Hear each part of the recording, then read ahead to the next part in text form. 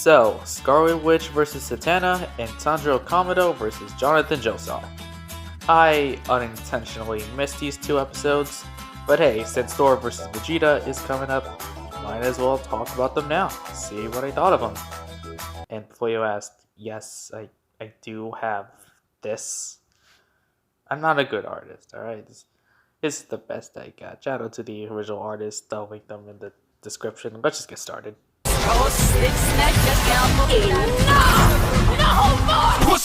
Starting off this double review, we have Scarlet Witch vs Zatanna.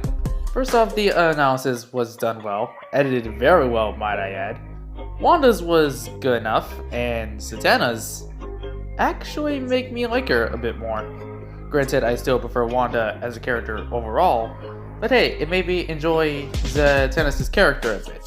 But if you ask me, the fight itself definitely stole the show, literally and figuratively in this case, because it's really good. First off, you could just tell that these characters are different personality-wise. Wanda being the more serious of the two, while Zatanna, she just wants to have a good time. Even when they're literally summoning other characters from their respective franchises, or literally chucking universes. Yeah, these two are crazy powerful, and for good reason. And the death was not only good, but also really damn clever. It was a good death, all things considered. Especially if it did kind of hurt on my first watch, but hey, I got used to it. So with all this praise, you might think I find the episode to be flawless, right? I wish that was the case, but there's one small issue pulling it back for me, and that's the No More Mutants feat. Like, they basically said, oh, it worked on all mutants, and then later said, well, actually it didn't work on all the mutants. Well, like, just say that it didn't fully work in the first place, instead of just bringing it up in the post-analysis. So despite that small little gripe, what do you think of the episode? It was good. Definitely better than Strange vs. Fate by a large margin, because, you know, they actually used magic instead of hand-to-hand combat. Analysis was nice, fight was fun. Overall, good episode. I give it a solid 8 out of 10. So now that we're done with that, let's go to the other one. Jonathan, my loins are aquiver for your 12-year-old gentlemanly spotted dick. Okay. The fact that this is called Tanjiro vs Jonathan Joestar hurts me to no end. Mild annoyance on one soul aside, this episode was good as well. First off, I'm happy that they're tackling Demon Slayer right now.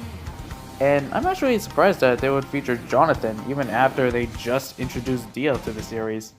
But hey, I'm happy that we have our first Hamon user, and I'm even more happy Jonathan's the first rep. While both analyses are good in their own right, they both unfortunately have issues. First off, Tanjiro's felt a bit short compared to the JoJo's, which makes sense. They were only covering the stuff used in the anime, and they weren't going to use everything from the manga onwards. So, makes sense why his was so short. JoJo's, however, it was with scale, specifically towards the characters from Part 2 and Part 3. Especially with his speed, like, how can Jonathan even reach that speed on his own? First off, Dio was using JoJo's body, so, like, what's the logic behind that? Second off, it doesn't even matter that JoJo should even scale to these feats in the first place because, oh hey, major spoilers, he's technically dead because Dio, again, took over his body. Like, I have the same issue with Dio vs Alucard, where they scaled the world to Jolene's stance in terms of strength. Like, don't compare characters that are just way ahead or behind the timeline-wise. It just seems off to me. Luckily, however, the fight is here to save the day, baby. First off, the sprites look really damn good. Granted, they're not the JOS sprites, but hey, they're so good. They have so much emotion to them. I like it. Good sprites all around. Oh, and don't even get me starting with the effects, with the Hamon, with the water breathing, with the Hinokami Kagura. Oh, it's so good! Oh, and even better, it has such a cool death. Wait.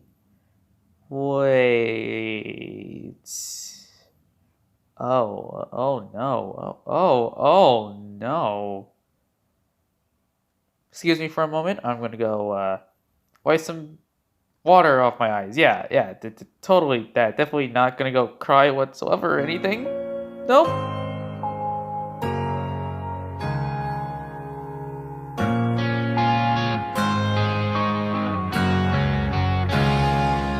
Oh yeah, before I forget, the episode's really good. I give it a 9 out of 10.